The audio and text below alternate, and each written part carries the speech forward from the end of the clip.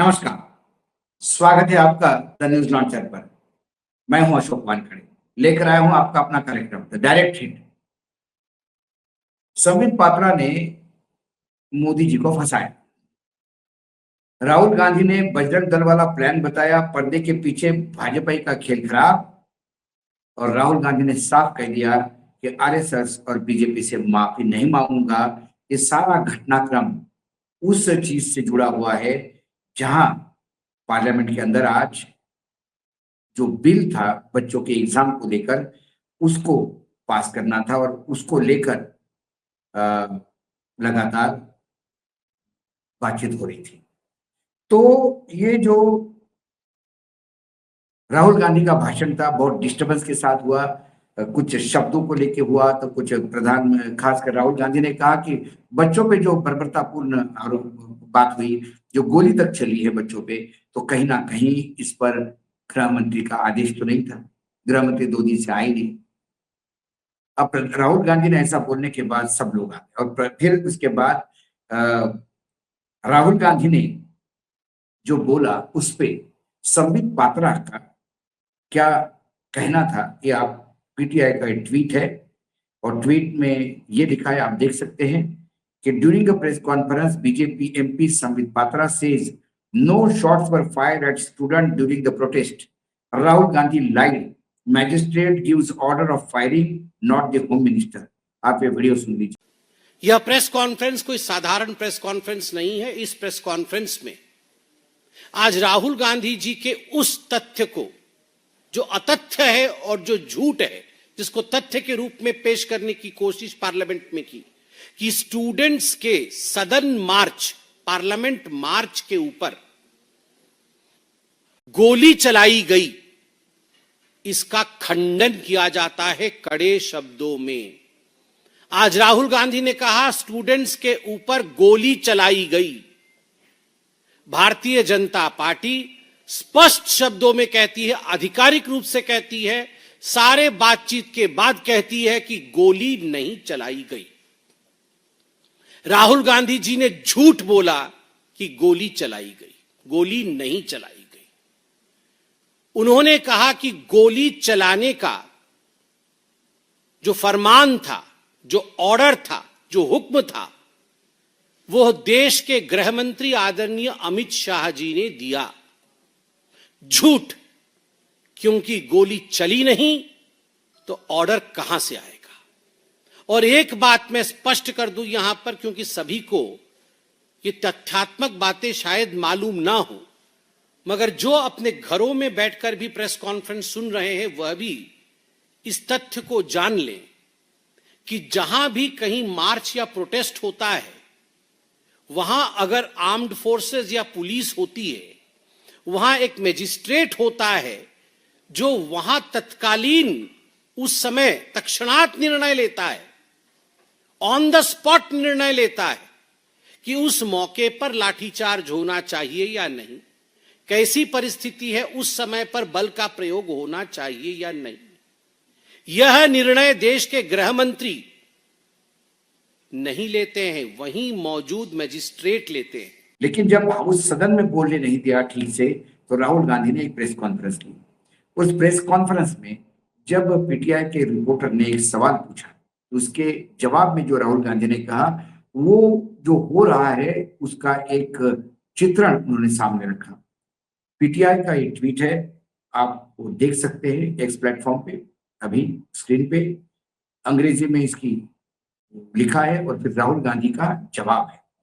Responding to PTI's question, Lok Sabha Leader of Opposition Rahul Gandhi says, "I am doing this press conference right now because I am concerned about that." शब्द ये था कि बच्चों को अभी भी प्रताड़ित किया जा रहा है। उसके बाद क्या, तो राहुल गांधी ने कहा कि मैं वही कह रहा हूं कि मैं अभी जो प्रेस कॉन्फ्रेंस दे रहा हूं इसीलिए कि मैं उसके लिए चिंतित हूं। I am concerned that in the shadows, silently, the Home Minister, the establishment, and those who share his thinking are attacking the students who are on धरना।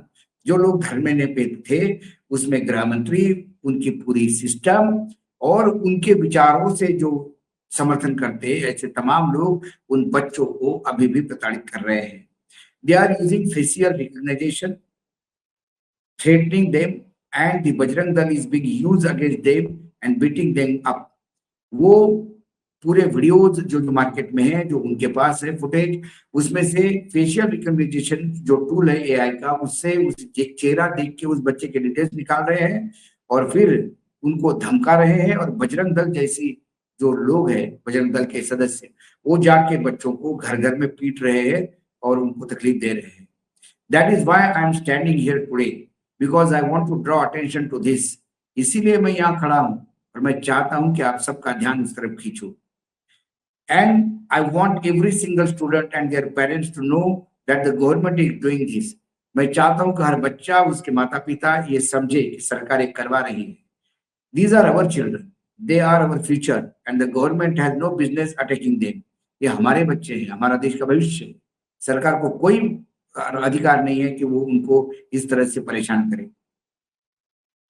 Attacking them, threatening them, beating them, even torching them, उनको torture किया जा रहा है, मारा जा रहा है, उनको अरेस्ट की धमकी दी जा रही है। ये इसके लिए कई जगह नहीं। They are not committed any crime, उन्होंने कोई गुनाह नहीं किया। If they had committed a crime, I would be the first person to say that they had committed a crime and should be punished. यदि उन्होंने कोई गुनाह किया होता तो मैं खुद कहता कि ये गुनहगार है और इनको सजा होनी चाहिए। I will, but these boys and girls have done nothing wrong, they cannot and should not be punished। लेकिन इन बच्चों ने, लड़कियों ने कोई गलत काम नहीं किया, कोई गुनाह नहीं किया और वो करेंगे भी नहीं। उन्हें किसी भी हालत में कोई प्रताड़ना नहीं देनी चाहिए। राहुल गांधी का ये सवाल और एक जवाब, ये पूरा देख लीजिए। पीटीआई से Asim. So when the students called off the protest, one of their demands was that no action will be taken against the students, but FIRs are being filed and there are reports of their harassment. So how do you plan to take that forward? How do you plan to take it up? I am doing this press conference right now because I am concerned about that. I am concerned that in the shadows, silently, the Home Minister, I know his approach and his thinking, and the establishment are right now attacking the students who are on dharna. They are using facial recognition, they are threatening them, Bajrang Dal is beating them up, is being used against them, and that is why I am standing here today.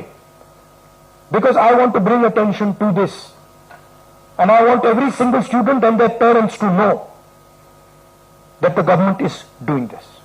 These are our children, they are our future, and the government has no business attacking them, threatening them, beating them, even touching them. They have not done any crime.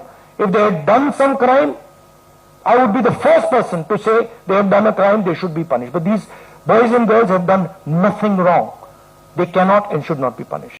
अब इसमें सबसे बड़ी हास्यास्पद बात यह है कि ये हमें प्रोसेस बता रहे हैं कि लाठीचार्ज करना कि नहीं करना,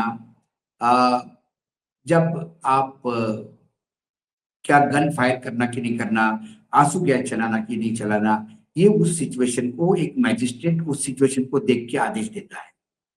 ये सभी को पता है, ये सभी को पता है, लेकिन वो मैजिस्ट्रेट उतनी ही प्रताड़ना करता है जितनी उसे करना होता है।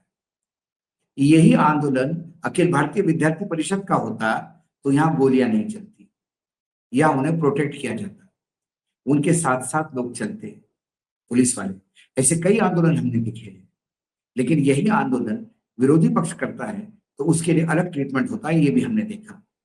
और यदि ये कह रहे हैं कि मैजिस्ट्रेट ही करते हैं, तो पिछले 60 साल में, अभी ये सत्ता में आए हुए 10 साल हो गए, 10-12 साल, इसके पहले अटल जी के समय सत्ता में, उसके पहले तो देश आजाद होने के बाद 60 साल तक तो विपक्ष में ही थे। तो हर लाठीचार्ज के लिए मुख्यमंत्री का इस्तीफा क्यों मांगते? हर बड़े गोलीबार कांड के लिए क्यों प्रधानमंत्री का इस्तीफा मांगते? और सबसे बड़ी बात, राम मंदिर के चंदे की चोरी पे जब अखिलेश जी ने बोलना शुरू कर दिया तो इन्होंने क्या कहना शुरू कर दिया? जिन्होंने कार सेवकों पे गोलियां चलाई वो बोले नहीं। मुलायम सिंह जी जब तक जीवित थे और मरने के बाद भी कार सेवकों पे गोलियां चलाई, ये लांछन उन पे लगाया जाता है। क्या तब मैजिस्ट्रेट नहीं हुआ करते थे? क्या मैजिस्ट्रेट ने, तब के जो सबसे बड़े अधिकारी थे गृह मंत्रालय के, उन्होंने खुद सामने आके टेलीविजन कैमरे पे कहा था कि मुख्यमंत्री आवास से हमें कोई सूचना नहीं थी, सिचुएशन देख के हमने गोलियां चलाई थी। जो अधिकारी ये कहता है हमने सिचुएशन देख के गोलियां चलाई थी, वो आज राम मंदिर ट्रस्ट में बड़े ओहदे पे है, वो प्रधानमंत्री कार्यालय में बड़े ओहदे पे था। गोलियां चलवाने का आदेश देने वाला अधिकारी आपको चल जाता है, लेकिन मुलायम सिंह विपक्ष में है तो उनको बदनाम करने का आपने कोई कसर नहीं छोड़ी। यही संबित पात्रा मुलायम सिंह को भी, समाजवादी पार्टी को भी गाली देते थे कि ये कार सेवकों पे गोलियां चलाने वाले, ये कार सेवकों पे गोलियां चलाने वाले। यही संबित पात्रा के आपको 10 कोट मिल जाएंगे जब ये प्रवक्ता होकर घुमा करते थे। आज तब उनके ज्ञान नहीं आया, तब ज्ञान चक्षु कहां थे इनके? आपातकाल का ऑर्डर किसने साइन किया? राष्ट्रपति ने साइन किया था, इंदिरा गांधी ने नहीं साइन किया था।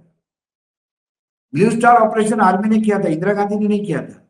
ये भी कह सकते हैं इंदिरा गांधी की शहादत हुई। लेकिन हम इस बात को मानते हैं कि यदि मुलायम सिंह ने गोलियां नहीं चलाई, लेकिन मुलायम सिंह मुख्यमंत्री थे, तो जवाबदेही उनकी बनती है। आपातकाल का साइन राष्ट्रपति ने किया, लेकिन राष्ट्रपति बगैर प्रधानमंत्री के इंडिकेशन के बगैर नहीं करेगा, इसलिए इंदिरा गांधी जिम्मेदार आपातकाल के लिए मानते हैं। वैसे ही जो बर्बरतापूर्ण व्यवहार हो गया, उसके लिए मैजिस्ट्रेट का बलि मत दे दीजिए, उसके लिए गृह मंत्री है। लेकिन संबित पात्रा जैसे कुपड़ लोग जब ऐसे बात करने लगते हैं तो ये अपने भी सरकार को फंसाते हैं। ऐसे सैकड़ों इंसिडेंसेस होंगे इस देश में, जब जब कांग्रेस सरकार में लाठीचार्ज खाया हुआ, फायरिंग हुआ, तब तब उन्होंने मुख्यमंत्री का ही इस्तीफा मांगा, तब तक उन्होंने गृह मंत्री का इस्तीफा मांगा। क्या शिवराज पाटिल जो गृह मंत्री थे, क्या उन्होंने पुलिस को कहा था, आदेश दिया था कि बम फटने दो दिल्ली में? लेकिन दिल्ली में बम विस्फोट होने के बाद उनकी रिस्पॉन्सिबिलिटी थी, उन्होंने इस्तीफा दिया और कांग्रेस ने लिया। क्या कलमाड़ी खुद पेपर खरीदने गए थे, पेपर नैपकिन 10 गुना बड़े रेट में, लेकिन इस्तीफा उनका हुआ क्योंकि कांग्रेस में थोड़ी तो कम से कम नैतिकता दिखाई देती थी। क्या रेलवे खुद चला रहे थे लाल बहादुर शास्त्री? उन्होंने तो कभी रेलवे इंजन में चलाया भी नहीं, उनको पता भी नहीं है इंजन कैसा चलता होगा। लेकिन दूर तमिलनाडु में एक्सीडेंट होने के बाद उन्होंने इस्तीफा दिया क्योंकि नैतिक जिम्मेदारी थी। तो पेपर लीक मामले में फिर आपने प्रधान साहब का इस्तीफा क्यों लिया? उन्होंने तो 15-15, 20-20 लाख में पेपर नहीं बेचे थे अपने कोठी से, लेकिन वो सिस्टम के मुखिया थे तो जिम्मेदारी, जवाबदेही उनकी तय थी। सिर्फ अमित शाह और नरेंद्र मोदी पे आने के बाद आपकी भाषा क्यों बदलती है? बुरी तरह से फंस गए। और राहुल गांधी ने तो बता ही दिया कि बजरंग दल क्या करता है, और ये भी कहा कि संघ और मैं किसी से माफी नहीं मांगूंगा क्योंकि मैंने जो बोला मैं उस पर अड़ी हूं। कुल मिलाकर संबित पात्रा ने एक बार फिर सरकार को, अपने ही सरकार को घेरे में ला दिया।